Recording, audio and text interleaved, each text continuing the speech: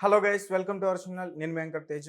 So Jani master case విషయంలో రకరకాల ట్విస్టులు అయితే మనందరం కూడా చూసాం. సో రీసెంట్గా కోర్టుకి హాజరుపరిచిన తర్వాత జానీ మాస్టర్ అత్యాచారం చేసినట్లు అంగీకరించారు. దాని తర్వాతే రిమాండ్కి పంపించారంటూ కూడా ఒక వార్త వెలుగులోకి రావడం జరిగింది. సో దీనికి సంబంధించి పూర్తి విషయాలన్నీ కూడా ప్రస్తుతం మనతో పాటు డిస్కస్ చేయడానికి జర్నలిస్ట్ చరణ్ గారు ఉన్నారు. ఆయనతో మాట్లాడదాం. నమస్తే చరణ్ గారు. నమస్తే. సో అంటే జానీ మాస్టర్ కేసులో ట్విస్ట్లు అయితే మనం చూసాం. మొత్తానికి ఆయన దొరికాడు, తీసుకొచ్చారు, హాజరుపరిచారు. సో సెంచల్ కూడా జైలుకు కూడా 14 రోజులు రిమాండ్ తరలిస్తున్నారంటూ కూడా చెప్తున్నారు.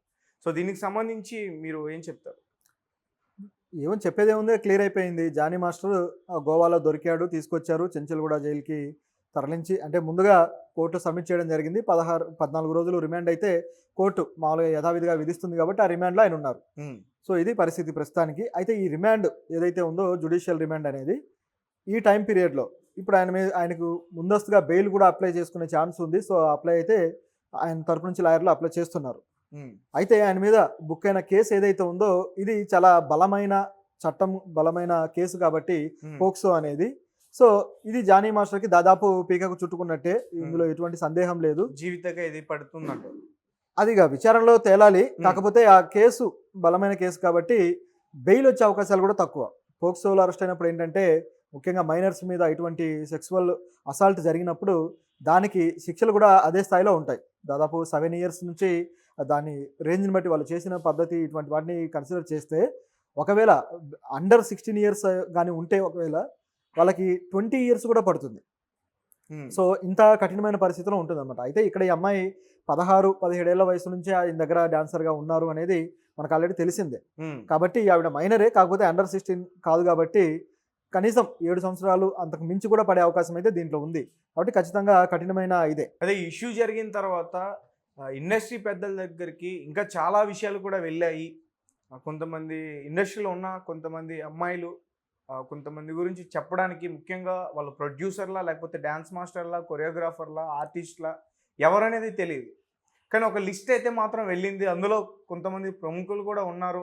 త్వరలో అది కూడా బయట పెట్టబోతారంటూ కూడా ఒక సెన్సేషనల్ న్యూస్ కూడా చక్కర్లు కొడుతుంది. అంటే ఇలా దీన్ని ఏ రకంగా అర్థం చేసుకోవాలి? అంటే ఈ విధంగా ఇష్యూస్ జరిగిన ప్రతిసారి ఇలా కొంతమంది పేర్లు రావడము, కొంతమంది ముందుకు రావడానికి ప్రయత్నించడం అనేది ఎప్పుడు జరుగుతూనే ఉంటుంది. ఎందుకంటే అప్పటిదాకా వాళ్ళకు ధైర్యం లేకనో, వాళ్ళకు గట్టిగా మాట్లాడితే సిస్టమ్ సపోర్ట్ చేస్తుందో లేదో అన్న భయంతో ఆగిపోయి ఉంటారు. గతంలో కూడా చూసాం, మీటూ ఇష్యూ జరిగినప్పుడు కూడా ఏదైతే శ్రీరెడ్డి గారు రియాక్ట్ అయి చేశారో ఆవిడ చేసినప్పుడు కూడా అనేక మంది జూనియర్ ఆర్టిస్టులు కావచ్చు, అనేక మంది సినిమాల్లో ప్రయత్నాలు చేస్తున్న అమ్మాయిలు బయటకు వచ్చిన సందర్భాలు మనకు తెలుసు. ఇట్లా పలానా వ్యక్తి మమ్మల్ని ఇబ్బంది పెట్టాడని చెప్పేసి చెప్పాలంటే బాగా ఫేమస్ 30 ఏళ్ళుగా ఇండస్ట్రీలో పాతుకుపోయిన కొంతమంది ఎగ్జిక్యూటివ్ ప్రొడ్యూసర్స్ దగ్గర నుంచి కొంతమంది హీరోల పేర్లు కావచ్చు, డైరెక్టర్ల పేర్లు కావచ్చు, అనేకం వచ్చాయి. కాబట్టి కొన్ని సందర్భాలు అవి వస్తూ ఉంటాయి. ఇప్పుడు రీసెంట్గా అయితే పూరి గారి మీద కూడా ఒక హీరోయిన్ కామెంట్ చేశారు. అయితే ఆ కామెంట్ కొద్దిగా ఇలాంటి సందర్భంలోనే ఎందుకు చేస్తారంటే వాళ్ళకు కొద్దిగా వైరల్ అవడానికి అవకాశం దొరుకుతుందని చేస్తారో లేదు. త్రివిక్రమ్ గారి పైన చేశారు, పూరి గారి పైన కూడా చేశారు. త్రివిక్రమ్ గారి పైన చేసింది అందరికి తెలిసిందే.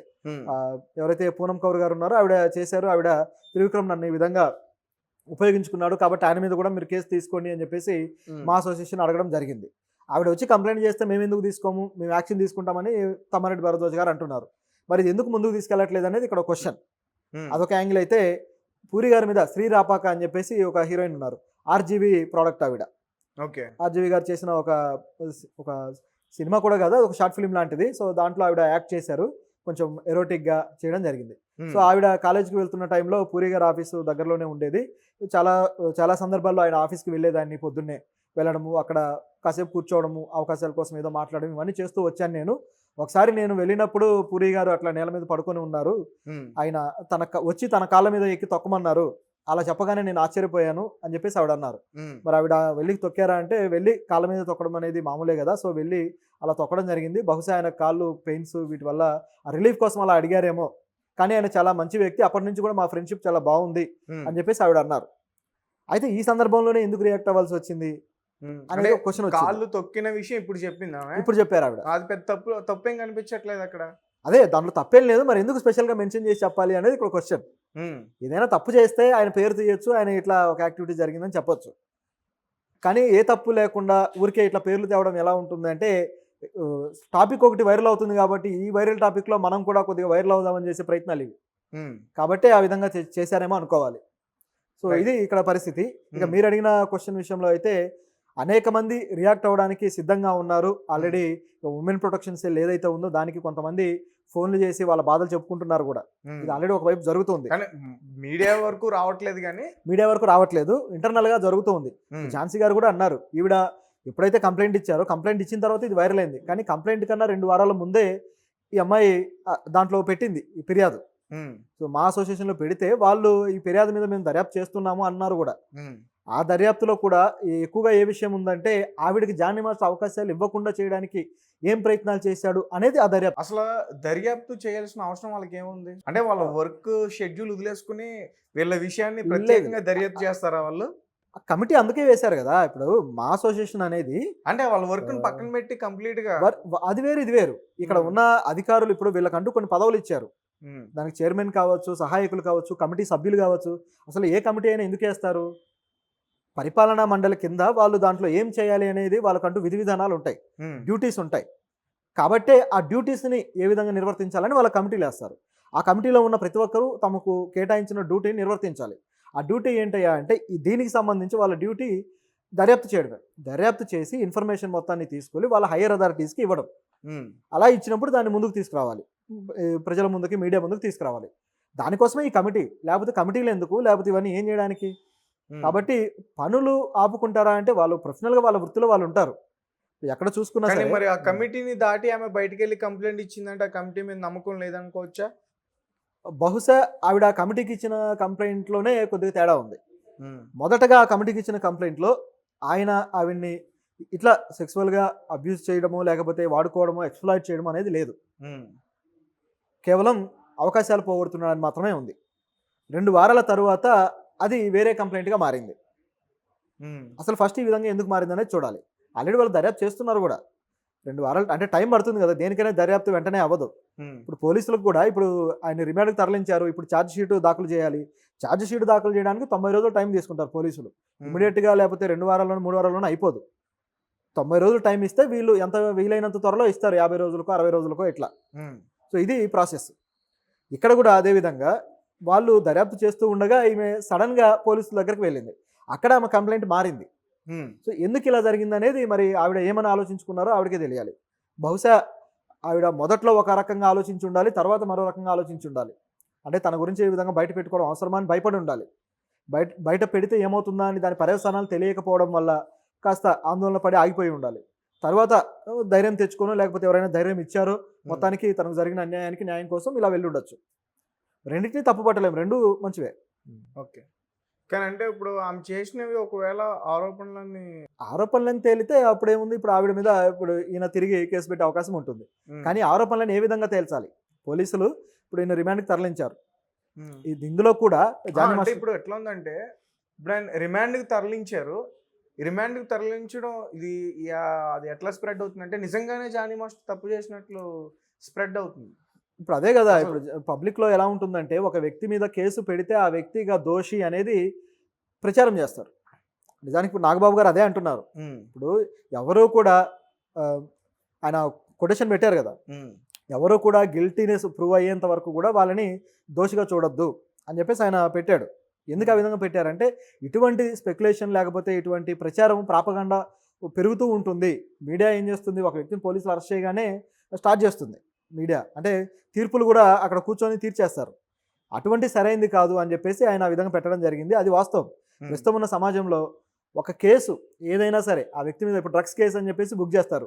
దానికి టెస్టులు జరగాలి, దానికి ల్యాబ్ రిపోర్ట్లు రావాలి. ఆ తర్వాత పోలీసులు అది కాదు, ఆ వ్యక్తి డ్రగ్స్ తీసుకున్నారా లేదా పోలీసులు నిర్ధారించి చెప్పాలి ఆ రిపోర్ట్ని బట్టి. ఇన్ని జరిగితే తప్ప ఆ వ్యక్తి డ్రగ్స్ తీసుకున్నారా లేదా నిర్ధారించలేదు.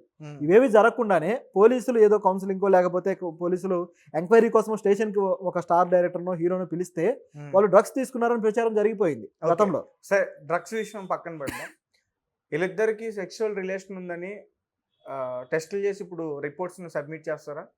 అంటే ఇక్కడ కొన్ని సమస్యలు ఉన్నాయండి. ఏంటంటే ఎప్పుడో 5 సంవత్సరాల క్రితమో 6 సంవత్సరాల క్రితమో జరిగిన దాన్ని రిపోర్ట్స్ ఏ విధంగా టెస్ట్ చేసి రిపోర్ట్ చేస్తారనేది ఒక సమస్య. పైగా ఆ టైంలో క్వశ్చన్ మార్క్.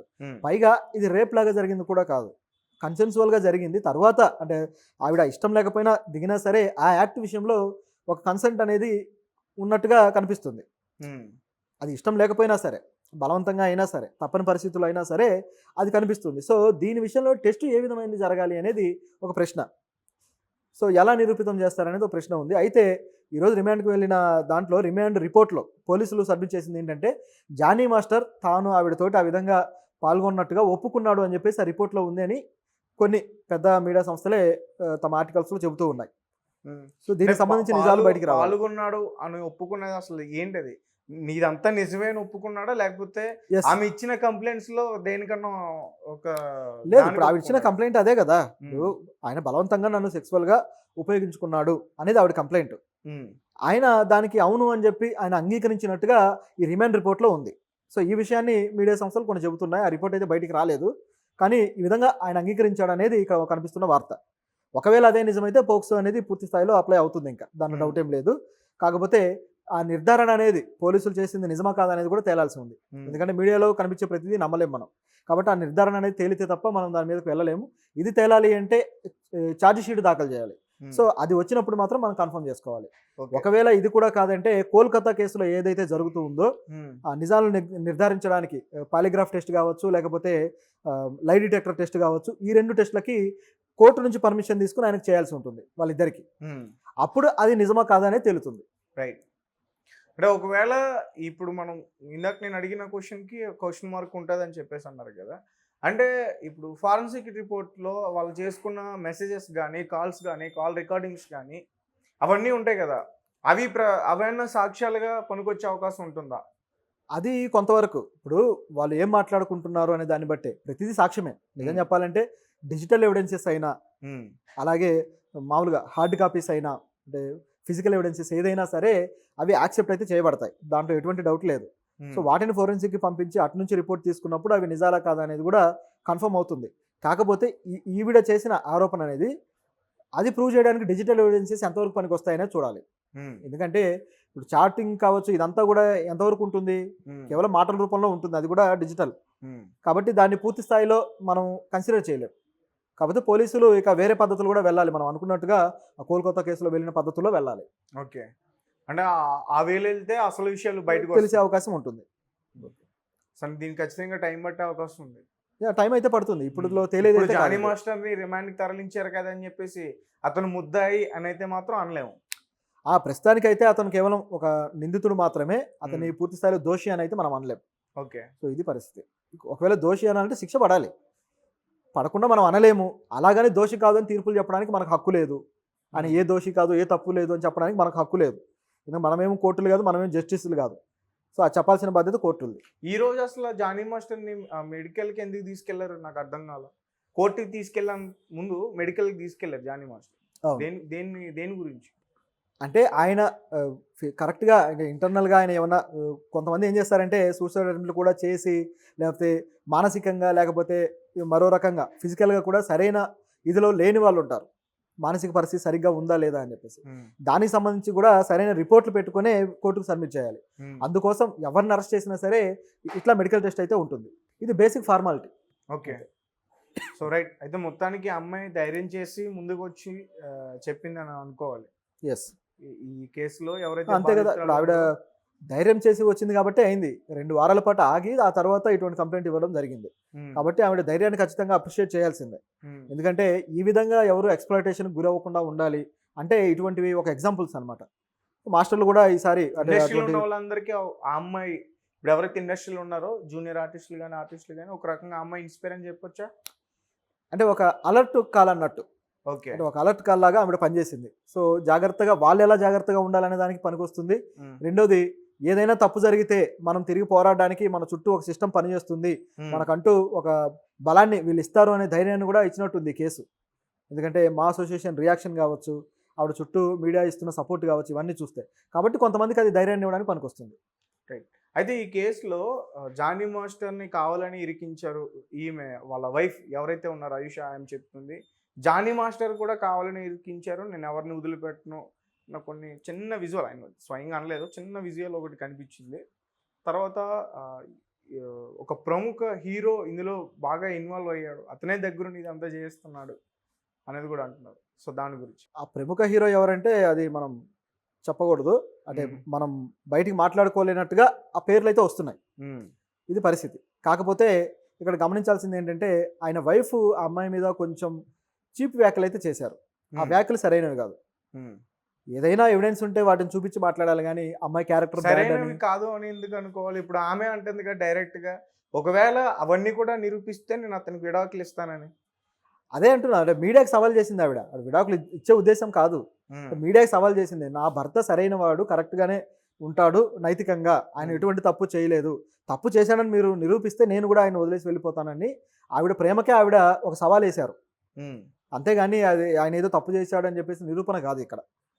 సో ఆవిడ అంటే భర్త మీద అంత నమ్మకం పెట్టుకొని ఉన్నారు కాబట్టి ఆమె వ్యాఖ్యలు కూడా గమనించి చూస్తే ఎవరైతే కంప్లైంట్ ఇచ్చారో ఆ మహిళ మీద ఆవిడ క్యారెక్టర్ బ్యాడ్ అని, లేకపోతే ఆవిడ ఎవరి దగ్గరికైనా అవకాశాల కోసం వెళ్ళినప్పుడు చిన్న దుస్తులు వేసుకోవాలని వాళ్ళ అమ్మ ఒత్తిడి చేస్తుందని, అంటే ఆ అమ్మాయి తల్లి మీద కూడా మరీ నీచంగా మాట్లాడడం జరిగింది. సో ఆవిడ తల్లే దగ్గరుండి ఆవిడని చెడగొడుతుంది అన్నట్లుగా మాట్లాడి, అలాగే నా భర్త మీద కావాలని ఆవిడ ముందుగా వచ్చి మీద పడ్డము, లేక ఆయన్ని తాకాలని ప్రయత్నించడం, ఇవన్నీ జరుగుతూ ఉన్నాయి సెట్లో. ఇవన్నీ చూసి ఆయన అసిస్టెంట్లు నాకు ఫోన్లు చేసి చెప్తున్నారు, ఈ విధంగా ఆవిడ మాట్లాడారు. అయితే ఇందులో ఒక వాస్తవం కనపడుతుంది.